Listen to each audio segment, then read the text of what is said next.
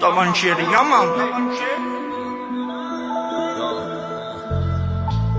Я сам себе тупо накопил и купил М5, Я создал вакцины помидорную и продавал ее для людей.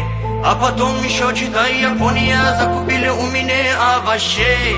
А через неделю мне лично Собянин дал денег для новых идей. Теперь BMW еду я, но забыл, не учел я один момент, что для нее на районе у меня нормального бенза нет.